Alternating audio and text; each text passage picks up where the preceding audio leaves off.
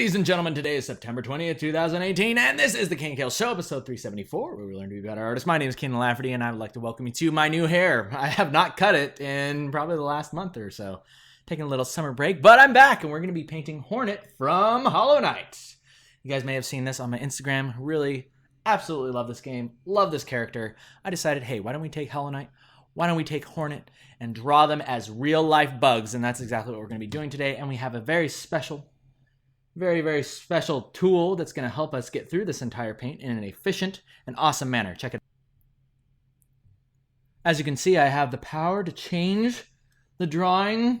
And, well, more importantly, I can make cuts, okay? So we can draw a little bit, we can sketch a little bit, and then once we get into the monotonous stuff, like rendering later on, I can pause it and jump to a later state. So with all that out of the way, let's go ahead and revert back to where we were before. I was actually doing a take before this, and then I totally messed up the recording. So let's go ahead and start over. Let me show you how I would get to this point, at least. So the first thing that we want to do, as I've said many times before, when you're getting ready to do a sketch, you never want to have a blank canvas. Never, ever have this. Or, well, the dress is nice, but never have this. You never want to start with a blank canvas. Get your friends over. Get some friends. Get some inspiration. Get the reference for what you're going to be drawing, okay? That's going to make putting the stylus to tablet that much easier, okay? And the next point, as I've said many times before, is stay nice and loose. Stay loose with your sketches, okay? In fact, what I'm going to do here is I'm going to kind of lay out just the general idea of Hornet's pose. And that is that I want to have a motion line going through it like this, okay? In fact, there's a very similar one, as you can see, going through the one in the reference. So I'm not going to worry too much about this just yet, okay? Because all I know is that the most important thing that we're going to do here, similar to our Hollowknight, is the design on her face. How are we going to make it look like an actual insect? So let's go ahead and zoom in on this, and let's get started on that. Okay, so let's zoom in here. As you can see, I've got these hornets on the side, and because I don't know if all of the bugs from Hollowknight are supposed to be beetles, but the girl's name is Hornet, so we're going to make her look like a hornet as much as possible. Okay, and you guys are going to watch me as I try to figure that out. So the thing that I really like about Hornet is that her eyes, or like the placement of the eyes, kind of goes like this. Now you can see over here on the reference on the left, the Hornet's eyes actually have this really interesting, almost like kidney bean shape going on. And I want to see if it's possible to just get a little bit of that into Hornet's eyes, because I think that's really going to help sell the fact that she is in fact a real insect. Okay, now the next thing is we're going to keep in mind the chitinous plating that will be going up her forehead and then connecting to these mandibles. The mandibles. And by the way, yeah, the way that I see these bugs working is I think there's even a boss that turns its head upside down, and what looks like the ears on these characters now becomes its jaw and mouth. And that was the point where I realized, oh, these are insects. And, well, I knew that they were bugs, but the ears on their heads are actually more like jaws. So I really wanted to mess around with that and see if we could make it look like very similar to an actual hornet's mandibles. So, of course, they're going to be elongated, though, so we need to also keep that in mind. So the biggest thing that I think that helps these mandibles look like makes it look like a hornet is the fact that it has like this straight kind of property to it. So maybe something more like this would work. However, we've got this meeting point on the eye. Now here's the point, or here's the trick with making the character look like the actual representation of it in the game. But then also adding in all of these extra details via the mandibles. Here's how we're going to do it, is that you want to be thinking in terms of contrast. You don't want the lines to be dark and thick like this on the plating, right? Because then it looks like a giant, it looks like a weird growth, right? There's too much contrast there. So rather what you want to do is very lightly suggest that there are separations in the plate. You can see here on the Hollowknight, that's exactly how I did it here. See how there's separations in these plates, but see how they're low contrast, low contrast. It allows it so when you squint your eyes, those lines begin to disappear. That's the power of low contrast. So we're gonna be doing the same thing with Hornet. Okay, so let's see here. There's a couple things that we can do with the eye, but I'm gonna go ahead and mess around with that really quick. And then we might be jumping into our first break while I just kind of render out these lines. But we'll see how I feel on that. Okay, so with these eyes, I almost want to like try to bring it out more like this. And then let's have like a shine happening right there, maybe right there. That looks pretty good. Pretty good. Cool. Yeah, I dig that. I dig that a lot. Cool. For this neck piece right here, now I'm going to start referencing that dress that I have in the bottom left. Okay, so what I'm going to do is I'm going to try to figure out how this would actually be layered down. If I want to have some sort of button type of vest here that kind of goes around like this. And see, I'm just kind of like freely sketching this in to see if it will even work. Like, I'm not worrying about adding too many details yet. Rather, I'm focusing on making sure that this idea even has legs to stand on. Okay. Too often, I found that, I mean, I even do this too. You want to stay away from putting too much detail into something that might not work. It probably might never work ever. So stay away from that. You want to save some time.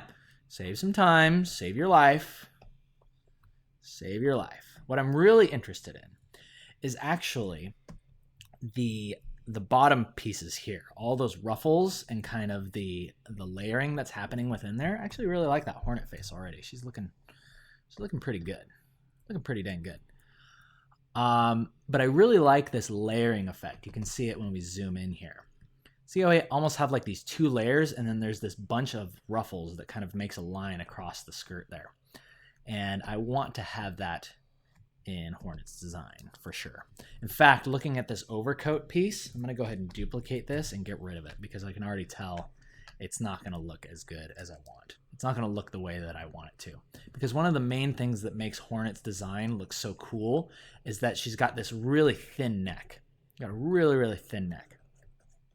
So let's go ahead and lay this in. So I know that I'll have a line of ruffles and an additional piece of fabric going through here, and then it'll go down like this. So we'll have something more akin to this for Hornet. Cool. Let's move on to the legs. We're going to move on to the legs here. Let's go ahead and make these look like actual insectoid legs. So what we're going to do is we're going to mess around with a few of these shapes. So Hornet legs have these spikes that go down towards the feet. Let's see if we can kind of make that work in Hornet's case. So we want to preserve her silhouette. We want to preserve what makes her look like that in the game, while also just integrating ever so slightly the anatomy of the bug that she could be based on. Okay, so we might end up with something like that. Okay, now it's looking a little freaky. And I'm glad that you guys are able to see this because probably one of the most important things that I could show you is that my sketches are not only loose, but sometimes they just look kind of scary. And that's okay to get started. It's okay for things to be scary when you're getting started, when you're sketching. That's what it's all about. For her arms, I had a couple ideas of whether there would be that layer there and then her arms would like come out like this. But actually what I'm going to opt to do is say that she has very, very long arms that are underneath this entire coat or skirt, whatever you want to call it. And then her arms are actually going to extend out just barely beneath this. Just barely beneath this. So we'll see that hand there. In the game, she just kind of like has this needle and there's no hands on it. So it just kind of floats there. But for the purposes of today, we're making things more realistic. We want to show the actual hand that holds this needle. Okay, so it might look something like this. It might look something like that. Okay, now we'll have our needle Go down like that. We'll have the end of it. I want the end of the needle to even be more realistic as well. The eyes of the needle, if I recall correctly, look more like this. They don't kind of do that large, they don't have that big circular end to it. Maybe old school needles do, but for the purposes of today, I want it to look like this was fashioned from a regular needle and have one piece of it. In this case, the end of it still looks like a regular needle. Okay, so we might end up with something like that. Similar to the Hollowknight with his nail, you can see here the end is still kind of that cylindrical, kind of pointy shape, and then you have the head of it that you would hit with the hammer, but then the middle of it is sort of like hammered out. It's kind of flattened into this blade look, and that's similar to what I want to do on Hornet. Okay, so there's our beginning sketch. What I'm going to go ahead and do now is I'm going to pause it as I go in, and I will refine this. I'll see you guys in just a moment. All right, so just like that, we have finished up a sketch. Let me go ahead and take you on a tour of some of the changes that we made. Okay, so one of the things that I noticed, let me go ahead and darken this. It's one of my favorite things to do. Like I work light because I like to, sometimes you can pull out different like shapes or like sometimes a little squiggle. Just because it's lower contrast will sometimes jog your imagination or get you to see something that you may not have seen if you were working straight black and white. Okay, high contrast is good for clarity. Low contrast is good for imagination. Remember that. Okay, so let's go ahead and lower it down. Now that we're liking where we're going, let's go ahead and take a closer look at this. And I'm going to go ahead and highlight a couple of the ideas that we had. So I took another look at this dress here, and I really liked the way that it looked. It's sort of like militaristic, and it feels like something that would characterize Hornet's, like, she seems like a very, what's the word? She's not chaotic, whatever the opposite of chaotic is. She's very lawful. Yes, very lawful. Almost militaristic, you could say. Okay, so I really wanted to bring that back in. So one of the things that I feel like helped to give this a little bit more depth that's going on with the clothes is this slight little bump that I made right here to characterize her shoulders. You can see in the original sprite, it doesn't exist. But here I wanted to hint at a little bit more of that anatomy, a little bit more of the arm that would be existing here and flowing down here to go down to her hand, which we can see is right there. Okay. Second thing that I did here was I decided to go for the double layer because I want her to be able to lift her arms and move around and not lift the entire skirt up, obviously. So I think that she would appreciate that now that she actually has arms. The next thing that I did was I changed up the insect legs. I gave them this nice kind of S-curve, which I've taught you guys about before. This actually exists in human legs. So we want to characterize it in a way that feels familiar and not go for a crazy like bug looking leg. See how these legs on the bug, on this wasp or hornet up here, they have all these irregularities and strange kind of zigzags that are happening. As soon as we start incorporating a little bit more of that, in fact, I'll show you what it looks like. As soon as we start incorporating more of that into this hornet design, it starts to feel less relatable. It starts to feel more kind of insect-like, a little bit disturbing almost. So I did play around with that. So originally what I had going was something that went back way far like this and then kind of came forward. And see how this looks okay, but it starts to take on a more anthropomorphic feeling to it, and it feels less relatable. This is because there's too much of a bend that's happening there. She's feeling very insect-like now. Whereas what we did here is we streamlined it a little bit more to feel almost like a tight, like a very, very skinny leg with tight-fitting jeans over it. You can even see here the little pieces that are sticking off. Almost reminiscent of, oh, those could just be the ends of the jeans, right? That could be the end of the jean kind of coming out. And then you can see here, instead of doing claws, we opted for this point right here, which is reminiscent of a boot. Something, again, more human looking. So I'm hoping that this gives us a nice mixture of the insect look of what Hornet would look like in a more realistic setting, but also not losing the charm of the original character.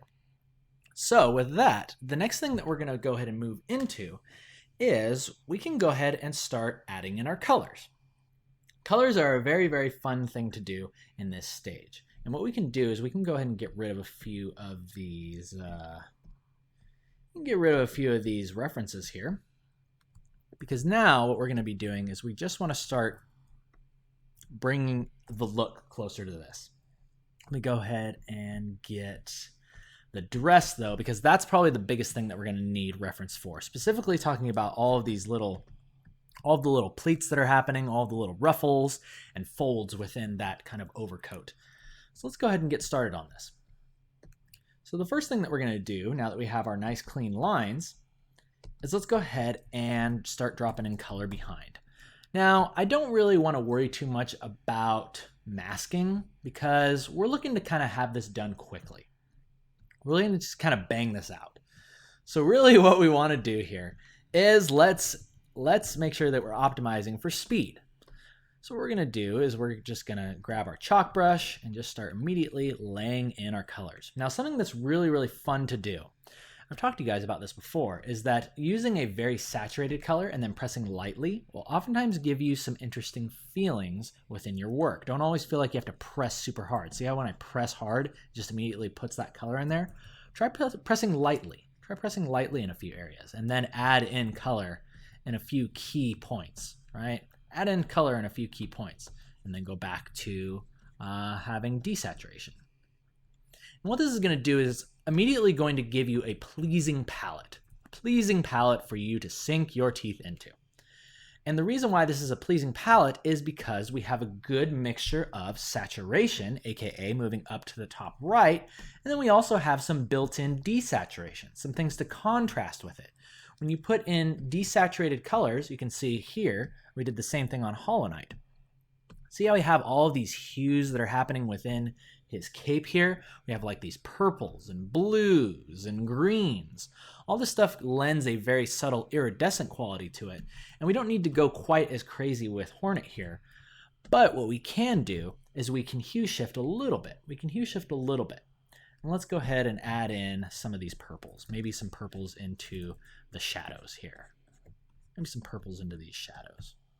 Could look cool. And let's go ahead and desaturate as well. I'm going to desaturate. So really what I'm doing here is that you might be asking, Keenan, what is your method to your madness? Why are you choosing to put grays in certain areas? Why are you choosing to put bright colors in other areas?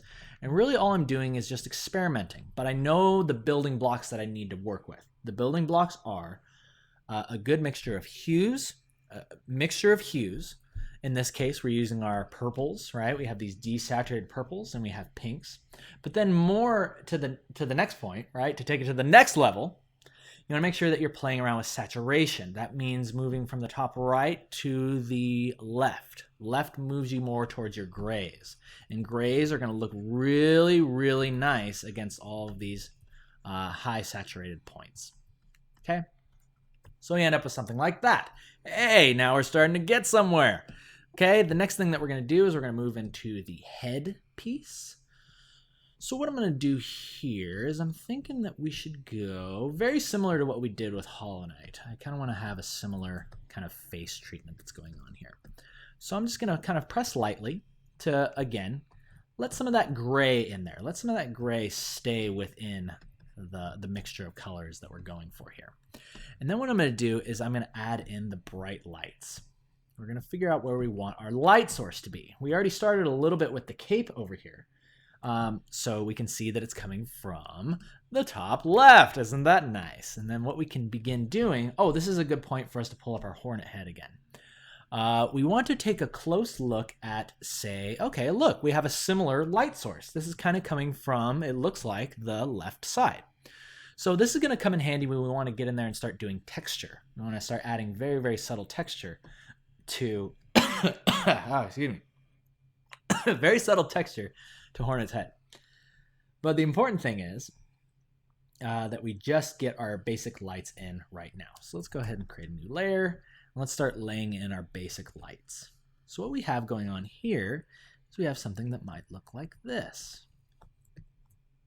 Might look something like this. We'll have a very subtle kind of shine that goes up here. And there you go. See, we were already getting in some nice lights.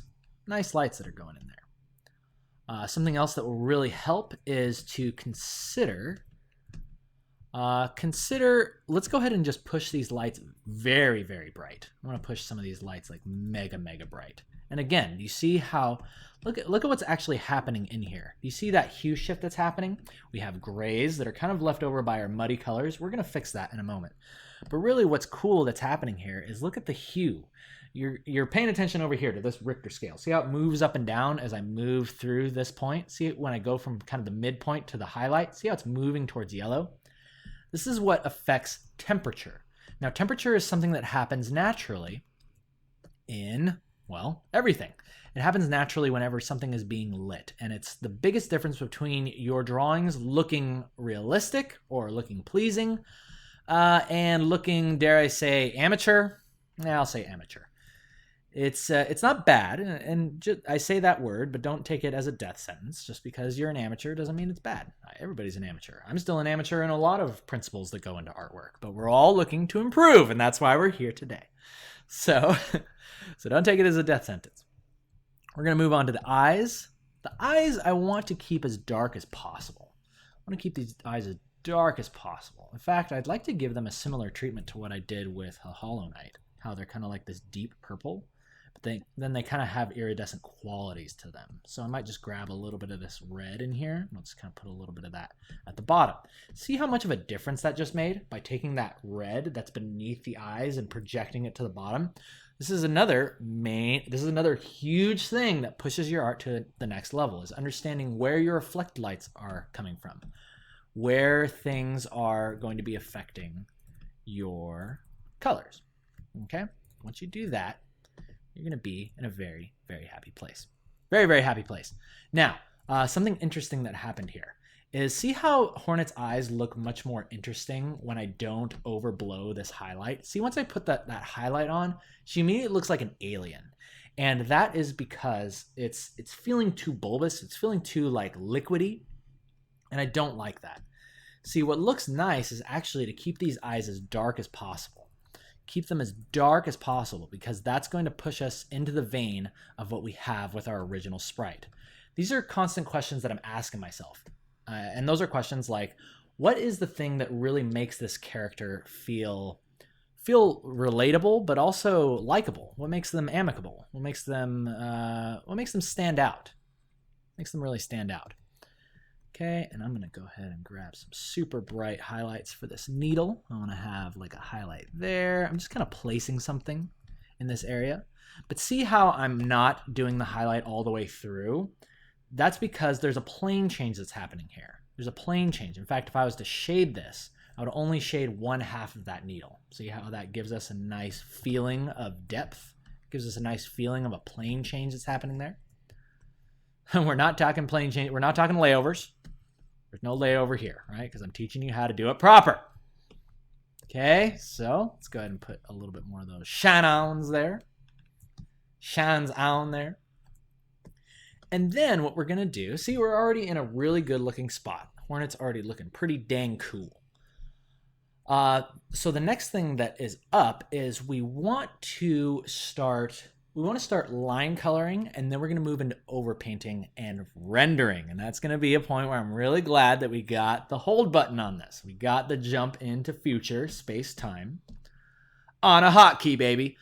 So what we're going to do is we're going to line color a little bit. Now, do you remember when I was talking to you earlier about these muddy colors that are happening within Hornet's head? See how we have these grays in here? We want to start getting rid of that. And the way that we're going to do that is we're going to go to our line layer, and we're going to hit this little checkerboard down here. Direct your attention to where my mouse is circling right here. That checkerboard is going to lock all of the lines, and it's going to allow you to color them. It's going to lock basically the pixels of those lines, and then whatever color you pick, see how I can just pick red? It only affects the lines. And that comes in really handy when you want to begin softening lines, such as in places like the head of Hornet. It works really well for skin. It works really good for just taking your drawings to the next level. I know I've been saying that a lot. It takes it to the next level in terms of, well, sort of realism, because in real life, you don't have these dark, black, comic booky looking lines on everything. if there are lines, if there are shadows and contrast, oftentimes they have color to them. Okay, so as soon as we start adding in these colors, here's another hint. You can make the lines lighter in areas where there's light. See, I can do it here, here, here. And it looks fine because there's light there. There's light there. And just like that, before your very eyes, you can have yourself a good-looking hornet girl. That looks awesome. Whoops. So what I'm probably going to do next, the next thing that I'm already lining up in my mind is how do we go from here and then begin rendering and getting this character to feel as amicable as the original sprite, because with Hollowknight, I feel like I captured that pretty well.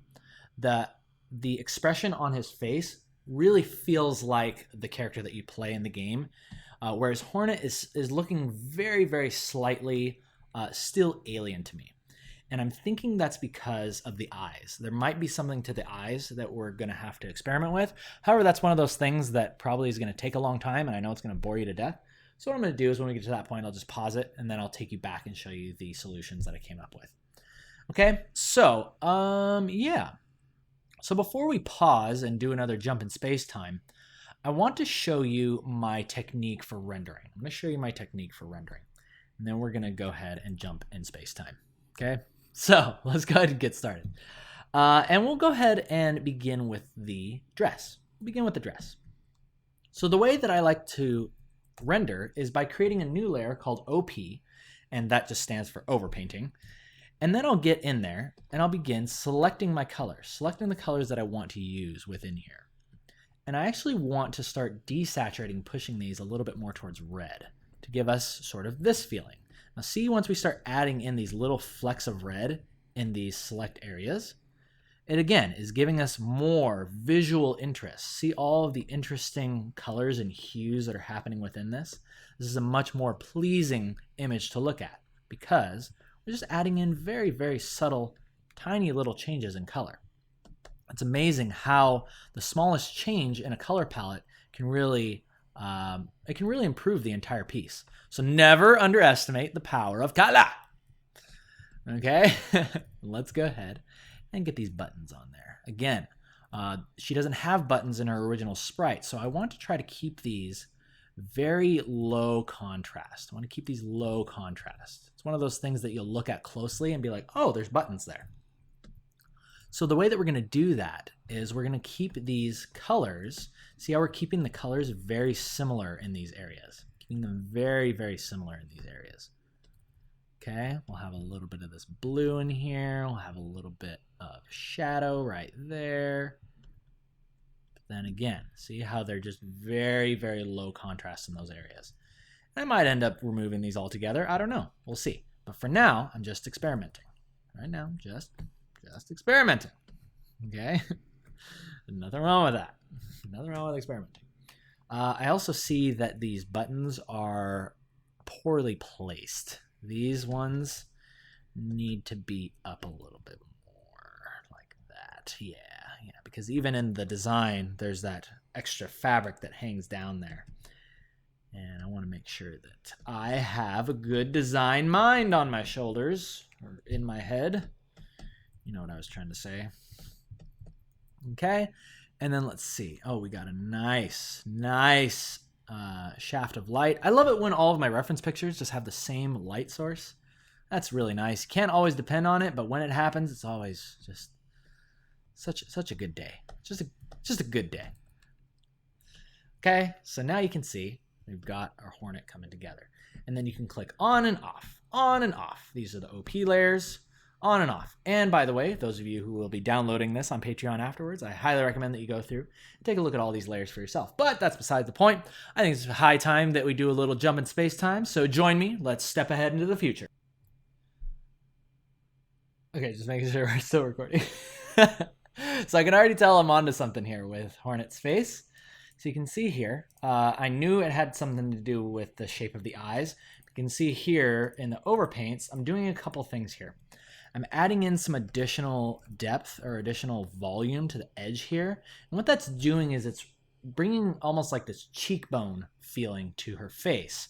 And you can see here that there is that, in fact, space where we can see the edge of the head and the eye. And what I'm trying to do is, again, capture that same feeling, capture the same character that's represented in the sprite. Okay, now let's go ahead and get these face plates into place. And the way that I'm going to do this is I'm going to make sure that the same very subtle things that are happening within the faceplate are happening or on the actual Hornet. I want to make sure that the same things are happening here. So it looks like what happens is that there is this space, or there's this area that comes up like this, and then there's this very subtle kind of curve that goes down like this.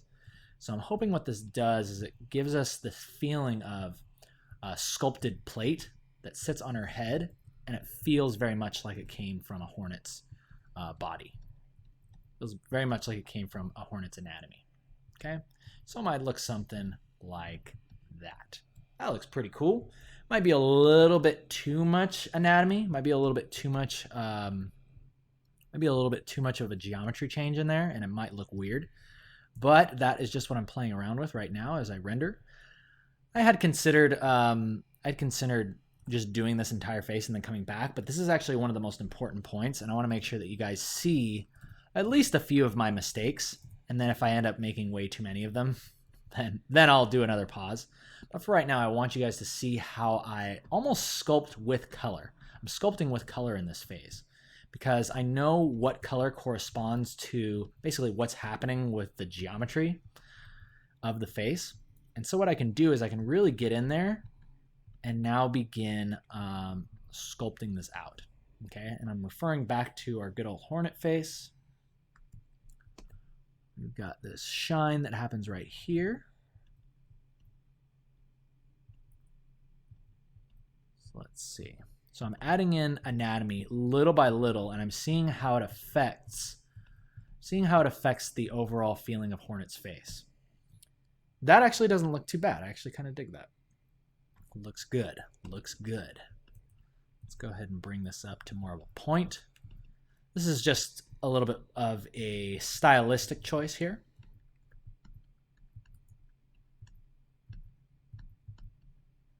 Cool, cool. Looks good. Yeah. That's the Hornet we know and love. And then right in these areas, I'm going to lighten the contrast even more so that the way these plates almost blend together. Maybe something like that is in order. There we go. There we go. Now, another thing that really helps with this is if you feel like there's too much geometry happening and you want to soften things out, I like to use the soft brush to kind of blend everything back together. Blend everything back together because I want that anatomy in there, but it just needs to be oh so subtle. It needs to be oh so subtle. In fact, this goes into the next point of rendering and actually creating texture. Creating texture is a really cool thing to do in your pieces. Let me show you how I do it for the insects. So what I'll do is just adding in some spots right here can help to inform as to what sort of carapace Hornet actually has. You can add in these little dots on the transitions. Notice how I'm not worried about doing dots everywhere like that. It only needs to be just a few. Only needs to be just a few in these transitional areas. And that will help to immediately start giving you some texture. Isn't that magical? Isn't that nice and magical? Okay? Yeah, I'm digging that. Digging that a lot. See if I can get this looking good. Yeah. Yeah, there we go. There we go. All right. Well, that turned out a lot better than I thought it would. That is very exciting. I'm glad that I'm looking good for the camera.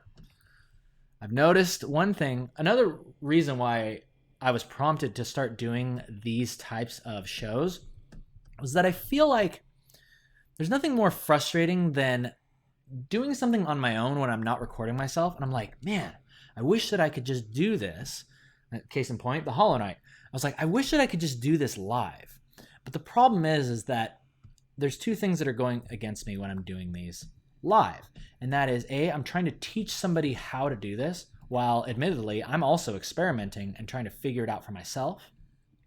There's a lot of experimentation in my work, and it's not quite so easy to demonstrate as well as experiment at the same time. Imagine you were a scientist trying to show like some special discovery that you made. Actually, it isn't even a discovery. You're trying to make a discovery with these mixtures of chemicals. I've been watching Breaking Bad, by the way. I'm sure this is why this is on my mind. But anyway, you're mixing chemicals all the while you're trying to figure out what you're doing and experimenting along the way. That's what I feel like my show is all about. And it's actually quite fun. I like that my show is like that. I want to be able to show you guys my full process, as well as mistakes that I make along the way and discoveries that I make. And the solution that I found for that was, well, hey, why don't I just start pausing it? Why don't I just figure out a way to put a hotkey on XSplit, and then I'll just pause it whenever I'm going to go into like a high experimentation phase or a huge rendering phase, because that's the other big thing about this, is that I spend a lot of time rendering it. And after a while, once I get the basics down, once I show you guys what the basic thing that I'm doing is, and then I proceed to do that over like an hour, 45 minutes, I don't want you guys to stick around for that entire thing, obviously. But I want you to be able to see everything. So this is what I'm hoping is a good halfway point. You guys can let me know what you think. But speaking of halfway point, speaking of taking a break, I think that this new Hornet head looks pretty dang good. Let's go ahead and compare it back to our old one. So this is where we started. See how we have all those sketchy lines in there? See how we're cleaning things up? We're defining our lines. This is one of the biggest things that really pushes art to the next stage. The next stage is making sure that you have clean edges. See how the edge of that face is clean? Before, it's like all muddy and stuff. See all those artifacts that are happening within there? Look at this crap. See all this crap that's in there? These lines are muddy, they're sketchy, they're nasty, okay? You want to get rid of that. See how once you start getting rid of those things and defining your edges, defining the edges of those plates, now all of a sudden, your work starts to take on a whole new set of principles, or a whole new set of properties. And that makes us oh so happy because we're looking good, feeling good, and it's time for a little break. So what I'm going to do here is when we come back, I'm going to fully render out Hornet's head, as well as these mandibles that are coming off there, as well as maybe the skirt. I'm just going to jump into a little bit of a rendering phase, and I'll see you guys in just a moment. And we are back. So as you can see, we've got our rendering nearly done on the dress as well as Hornet's head. So let me go ahead and show you a couple of the things that were on my mind as I was going through this rendering stage. So the number one thing that I'm looking for when capturing the amicability of these characters is their proportions. I'm paying very close attention to, let me go make a note above everything here. So look at like the actual underlying shapes of Hornet's head. We have a circle in here, and then we have these large pincers that come off, right? Now, see how there's a similar kind of proportion happening within here. See, I'm almost mimicking those same shapes, but I'm adding in minute details where I can get away with it. And those are areas like here, where I'm showing the separation in the plating. But we're doing that with, remember, yes, low contrast, low contrast. When you squint your eyes, those lines should be barely visible. You can even ideally push it to the point where you can barely see them anymore, or depending on what style you're going for. Okay, so I'm actually really happy with this Hornet face. Let's go ahead and turn this off. Or let's turn off the OP so you can see where it was before. So see how we're moving from where we started with this very alien looking shape. We were experimenting with those wasp eyes or the hornet looking eyes. But then what we ended up going for was something a little bit more cute. We ended up adding those cute proportions that are in Hornet's current model or her current sprite, and then bringing that into play. Now let's go ahead and move on down to the jacket as well as the dress here. So when we originally started drawing this, I wanted to keep it as close as possible to the original drawing as we could. However, what I've noticed is now that I've wanted to add in actual physical arms to Hornet, notice how I'm not allowing them to stick out very far. That was one of the main things that I decided that would help to show that now she has something that can actually hold on to the needle, right? We can show that other hand, but let's not have it stick down too far. You don't want to have it stick down too far. So let's have it barely coming over the edge of the skirt. And because of that, I decided to go for this double layered effect, or this double layered sort of coat thing, which was nicely informed by this beautiful picture over here of it on our mannequin. And we were able to translate that over and make something all on our own. Something fresh and awesome all on our own. But now what I want to do is I want to move down to that second layer of the dress. And I want to show you guys how I would go about rendering these ruffles, as well as that little extra layer of the, whatever you want to call that, this line that's going through there. Whatever this line is, this line of fabric. Go ahead. Put that there. Why is that not showing up? There we go. That line, the line that's going through there. I want to try that on Hornet and see if that looks good. So let's give it a go. Give it a go real time. And then we're looking pretty dang good here.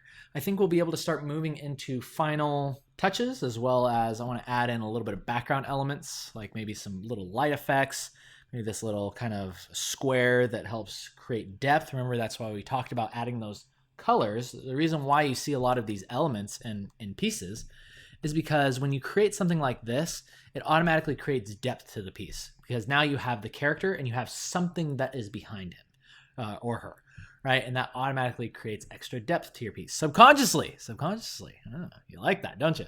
And then also these light effects also bring another element of grounding the character, because we can see how it's affecting here and here and here and all these areas on the character, again, making them feel more 3D, making them feel like they're inhabiting an actual 3D space. Okay, and now we're going to be putting those same principles into play with our lovely dear Hornet lady. She's looking super cute. I'm actually really happy with how she's looking thus far. So let's go ahead and there's definitely still some extra details that I want to do on the face, but I'm taking a break on that. And that leads me to my next key point. And that is the importance of taking breaks. The importance of taking breaks. I always tell you guys this. In fact, there's another reason why I like this format of doing the show, is because it allows me to understand when I'm getting sort of bogged down. And I just need a moment to recenter myself. I need a second to recenter. What is it that I'm trying to accomplish with this piece? What is it that I'm trying to do? What are the most important things? And where might I be straying away? Where might I be rendering something that doesn't even need to be rendered? Maybe I can just omit it altogether. Maybe I'm forgetting to render something. All those questions are much easier to answer when you take a break, when you step away from your problems, step away from the piece, then you come back to it in a little bit. Okay, so that's what we've done. That's what I have been doing during my breaks here. Okay, so I want to see if even putting that layer of ruffles on there is going to work in this case. So let's go ahead and try something like this. What I want to do is, let's go ahead and put these ruffles in here. So I'm starting with a dark shape, because what this is going to allow me to do is it's going to allow me to get in there and just start pulling out the highlights. So it's going to look something like this. So I can start adding in these highlights in areas that would be picking up a little bit more light. And then that's going to give us just the basic noise, where we're going to be able to determine if this is actually going to be good or not, because this might be too much noise. The biggest thing that I'm thinking that will deter me from using this is that it will be too much noise on the underside of the skirt. But it doesn't look too bad. It actually doesn't look too bad. I actually really like that extra noise in there. And we can turn it on and off. Turn it on and off. And I think the reason why this works well there is because we have this entire area of rest at the upper part of the torso.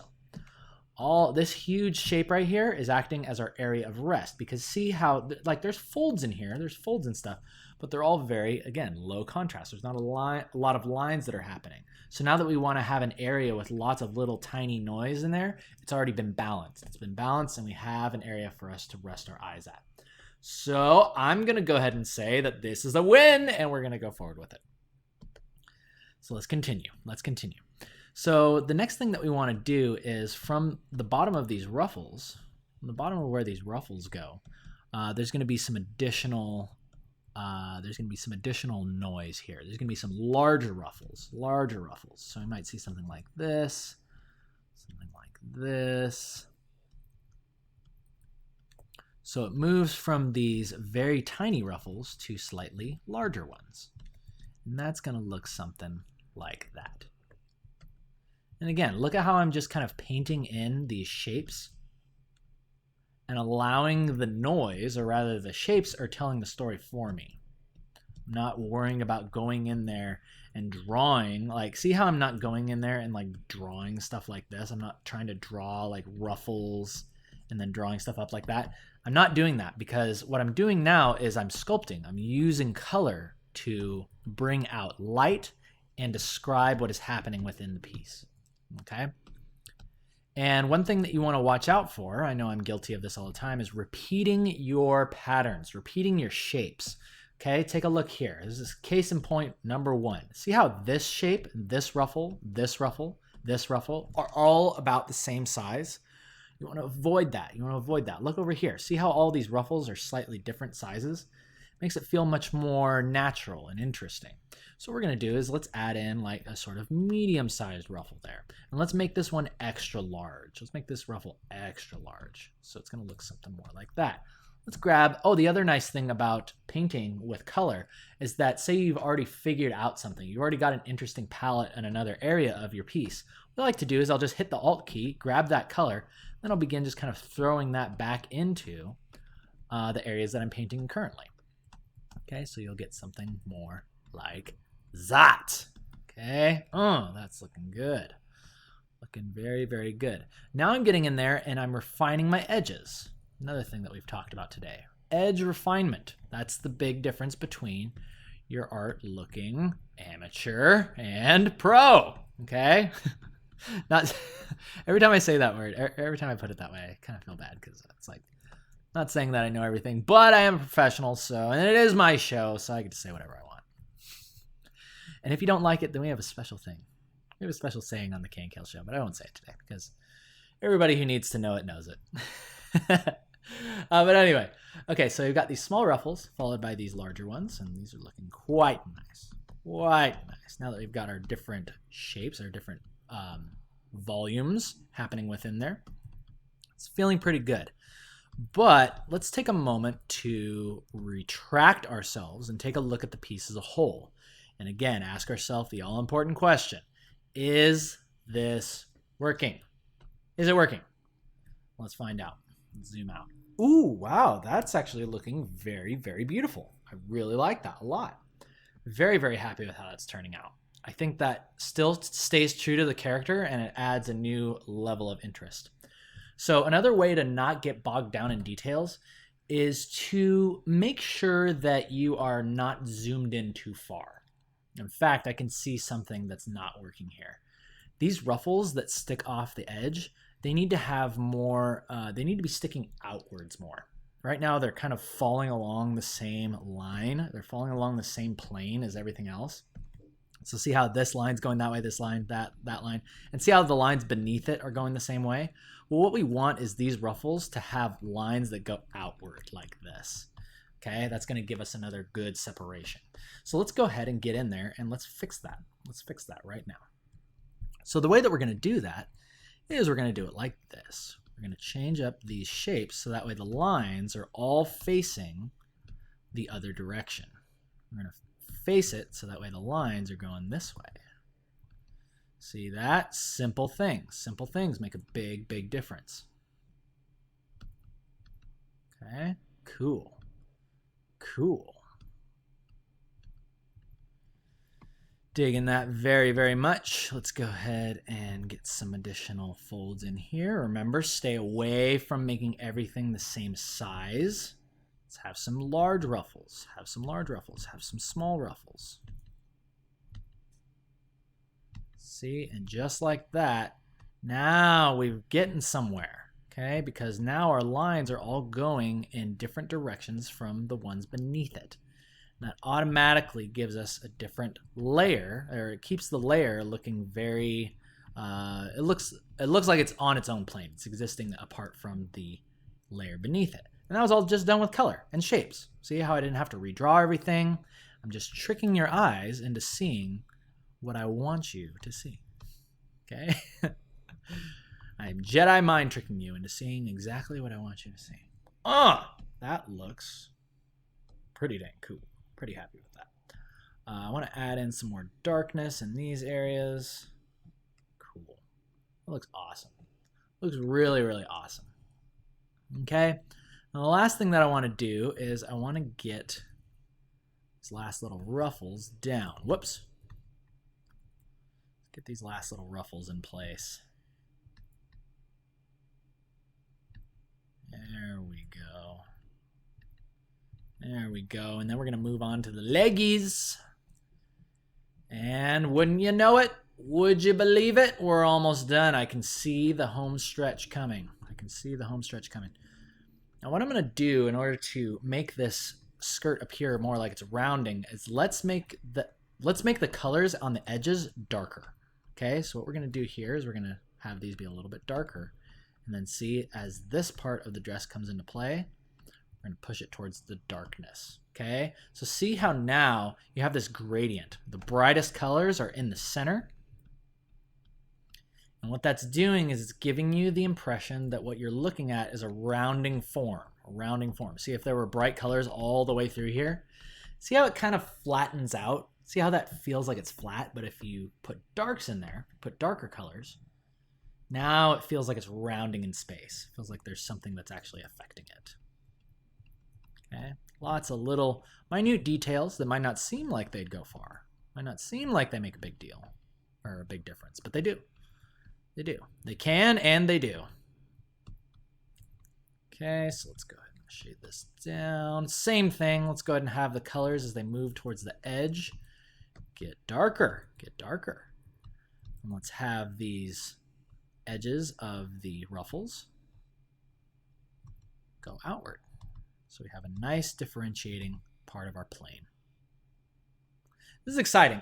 I feel this is really good because I feel like I've crammed 3, 4, 5 tutorials into one episode. And this is really cool. I've taught you guys about pleats, taught you guys about contrast, taught you guys about bugs. And I hope that you're really enjoying yourselves as much as I am.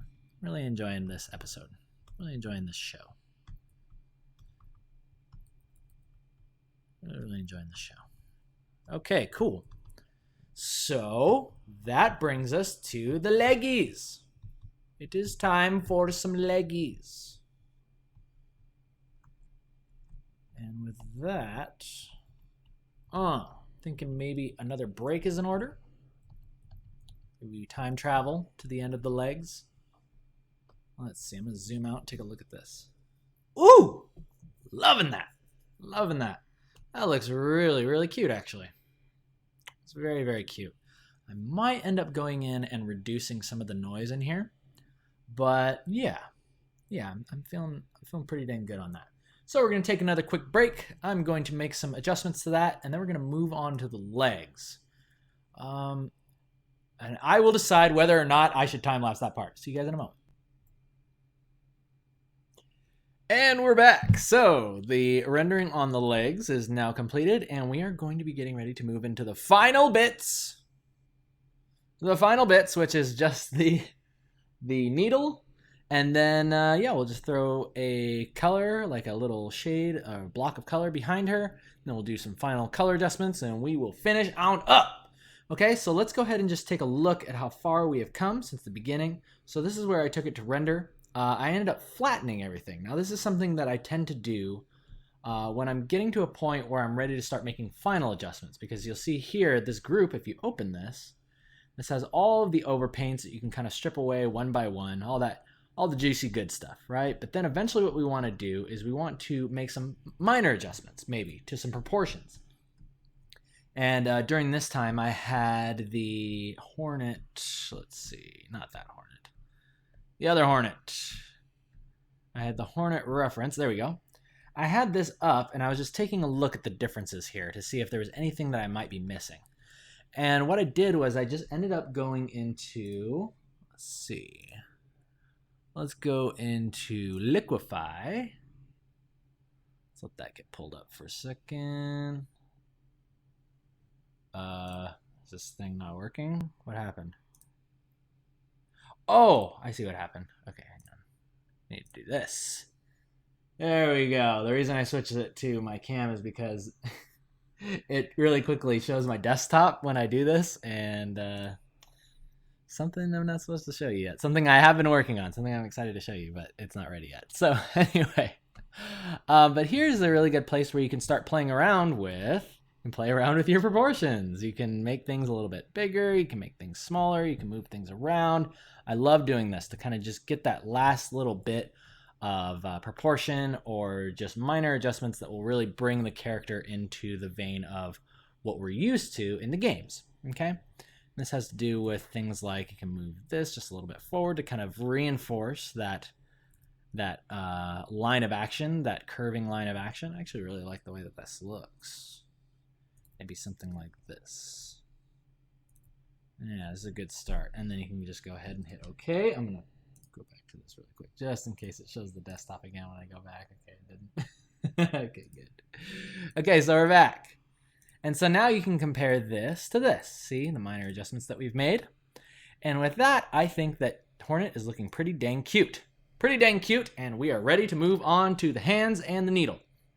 So let's go ahead and just render these out really quick, and then we'll take a final break while I put on the final adjustments here. So let's go ahead and get in here. Let's create a new OP layer, and let's get in there and let's really define these hands. So I'm just going to use the bright color here that I used on the legs to start kind of bringing this hand out, all of these little digits. All of the little digits. Should be fairly simple enough. There we go. Let's go ahead and have some separation in those hands. Should get us something looking like that. Good.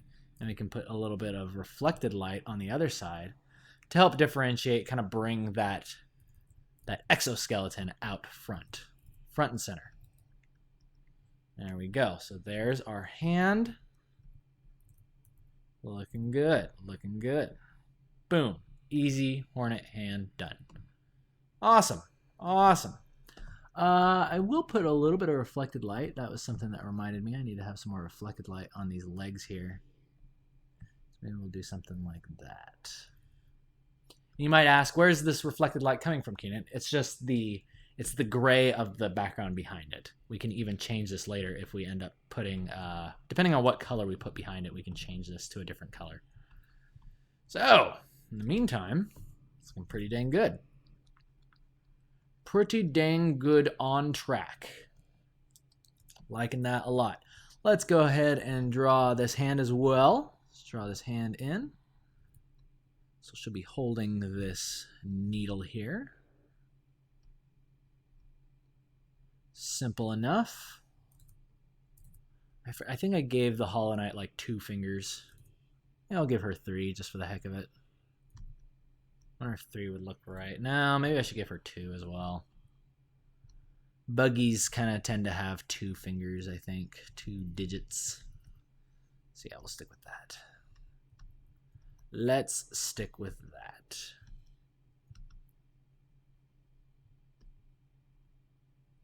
Cool. Cool, cool, cool. All right. Now let's go ahead and just render out the rest of this needle. Let's go ahead and clean up those edges. Yeah, there we go. There we go, nice and sharp. I got some ideas for what I want to do for the thread as well. If I recall correctly, the way that they render the thread in the game is really cool because they have sort of like an anime way of doing it where you don't show the thread, you just show the shines on the thread. So I'm going to try to do that as well. Okay, I'm just painting gray here. This might end up being a bit of a pain in the butt later because we'll be going in and kind of like painting another color behind it, but I'll show you another way to do that. I'll show you another easy way to do that. Okay. Cool, easy enough. I won't bore you with all these details. I can go back in here and clean this up at the end anyway. In the meantime, we've got some color to add. got some colors to add, although this looks really bad right there. I need to get rid of that. That line was way too thick. It looked cheesy. Didn't look right. There we go. That's what I'm talking about. Okay, so for the color that's going to go behind Hornet, I'm thinking of something like this. So here's a really cool way that you can do it if you painted gray, because here's the problem. If I try to paint behind the character, see all the areas where I've painted gray to kind of clean up the silhouette of the character? Not exactly working, right? So what you'll want to do is, well, maybe you can do that. Maybe we'll just do that to get started, because that gives me another idea. We can actually go in there now that we've flattened it. Now that we've flattened Hornet down, we can go in there and we can kind of clean that up. So maybe we'll go with something like this. Looks good. And again, throw some of that gray in there to give yourself an interesting color palette. Soften it up a bit. Cool. Cool. Cool. Now what we can do, because we are flattened here, we can go in and we can erase just these edges. Erase the edges away from where they would collide with the color or the shape that we're putting back there. And then what you should get is a nice little backdrop for your character. Okay. Okay, guys. There you go. Oh! Got a little too happy with that eraser. Let's relax just a little bit. There we go. All right, so that gives us a little bit of depth behind our character. We can lower the opacity to make sure it kind of stays towards the background. Let's go ahead and flip this around really quick. Let's get rid of that. And now what I'm thinking for the thread, the shine on the thread, is we'll do something like this. So we'll imagine that the light is coming from this way, right? So we're going to have little specks of light that will maybe hit here, and it'll kind of like refract through here. So it's just hitting all of the areas that are facing basically perpendicular. They're perpendicular to our light source. So we'll have one here. I'll have that follow up right through there. I'll have a little bit right there too. Okay, and then as for the rest of this thread, what I'm thinking is we'll just make it kind of a lighter color. I don't know, I'm still going to play around with this. I don't know exactly how I'm going to render it, but this is my basic idea of what I was thinking. So I want the thread to be very, very hard to see, except in the brightest parts, or the parts where it's picking up light anyway. So I'm just painting gray in there. Okay, cool. That actually looks pretty awesome. Looks pretty awesome. Gives us a nice flow, and again, it's low contrast, so it feels good, feels very good. Well, let's mess around with this color really quick. Do you want to push it more red? That actually looks quite nice. Something like that feels pretty good. I always do this. I always just mess around with the hue tool and just look at how different variations of color will affect my character. See, like blue gives it a completely different feeling. Actually, blue looks really nice too. Maybe we should go like purple. I find that desaturating helps a lot too. Maybe something like right around there. I think that's good. It's pulling, like it feels like it's a similar color to what's like in here. And then what I want to do is also add in a couple areas of saturation. So maybe that'll be in like areas like here. So we'll just grab that, saturate it, maybe hue shift it a little bit, throw that in. See how it's very subtle, but little things like this will again add some cool little bits of life. Little itty bits of life, and make your painting more interesting. Okay, feels chunky. Feels chunky. That's why we like it. Chunky is the word. Get those chunks of paint in there. Okay. Cool. Cool. And with that, I think we're ready to move on to the final bits, or the final bit, which is going to be curves. So the very last part of my pieces, I always like to go up to layer, and then I start adding adjustment layers. And these are things like curves. Curves is a way for you to play around with your lightness and contrast. So think of it this way. Everything that's at the upper end, so if you pull like the upper end, that's your brightness, and then down towards the bottom, that's your shadows. So if you wanted to, you can pull your shadows darker, and just pay attention to how it affects your colors, because it will do all kinds of cool things to it. But you can also do the opposite. Sometimes it feels cool to like raise, like you want to raise it above this middle line. There's a line that goes directly through the diagonal center of this. And then as you move this line up and down, it will change it. So see how like even things like this, it will give you like a cool kind of feeling on your highlights. Sometimes stuff like that can benefit your drawings. So mess around with a few of those. Find something that works for you. I personally really like this one. I like this a lot. Yeah, that feels cool. That feels really cool. So that is number 1. The next thing I'll do is I will do an image or layer, a new adjustment layer, and then I'll do gradient map. Go ahead and hit OK. There's a default one that's like blue and yellow. I find that this one is a good way to like unify all your colors. So the way that you'll do this is you'll just click this twice, this layer properties tab. Just click it twice so that way it disappears, and then use your arrow keys to cycle through different things that you can do to your drawing. I find that lighten works really well. Sometimes screen works well. Color dodge works well. Now these are obviously way like over exaggerated. That's where you'll want to go over here to opacity, and you'll want to like kind of lower it down. Think of this as like Instagram filters. It's a little bit of an Instagram-y filter that you're throwing on there.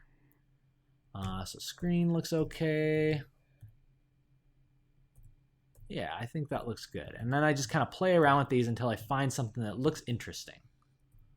I think lighten might be the one. Lighten looks pretty dang good. I mean, it's barely doing anything. It's kind of adding some orange to it. But I think another thing that we could be doing is maybe this needs to be a tad bit darker.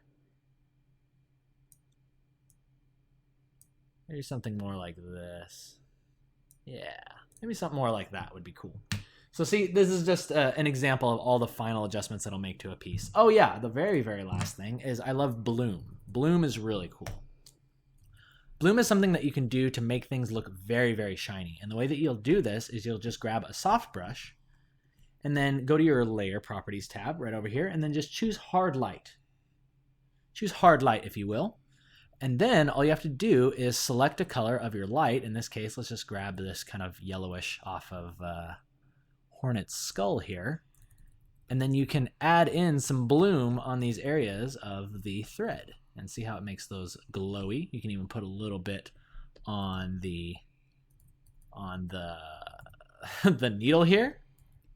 Needle looks good. You could even do one of these. You can kind of throw I tend to like to have these, if you want to know a secret, I like to have these point towards the character's face. So throw in a line like this, but see how it's pointing towards Hornet? It's a nice little sneaky way of getting your attention, huh? So something like that might look cool. Let's go ahead and use the soft brush to kind of dial this back a tiny bit. See, so you can do stuff like that. Can add a little bit more lightness to Hornet's head as well. Little things like that will go a long way in adding a final little touch to your piece. A little bit of that in there would be nice. And there you go. See, your piece is coming together. I'm going to make some final adjustments, but in the meantime, we are going to go ahead and end today's show. Thank you guys so much for joining me. I hope that you guys got some good value out of this, and I hope that the new format was very interesting. I hope it got you being a little inquisitive, wondering a little bit more about the process. And speaking of process, as always, you can download this PSD as well as all the other PSDs from all the other episodes. Highly recommend you get in there and go ahead and you can get in there and dissect all of these little layers. You can dissect the gradient map, the curves, the bloom. Take all this stuff away one by one, and then kind of take a look for yourself and see if you can add some of this, see if you can use some of this in your own processes. And I hope that is very helpful to you guys. So we will go ahead and end with some lovely lane. I'm going to go ahead and pull that up. We're going to just do a little jump cut over there. But thank you guys so much. You guys take care of yourselves. And until next time, stay awesome.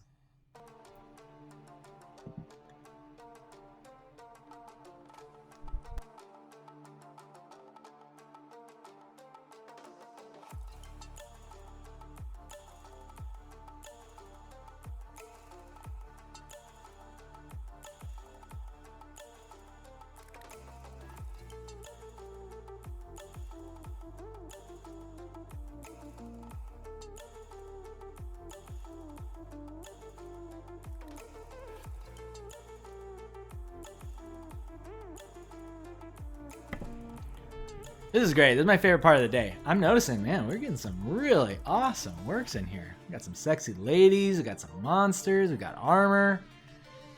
These are really improving so much. Oh, I like that Goku, too. Yeah. Very, very proud. I hope that I went down far enough. I know it's been a while since I've been on here, guys. Thank you so much for being patient while I was relaxing on my summer vacation. It's good to be back. Missed you so much.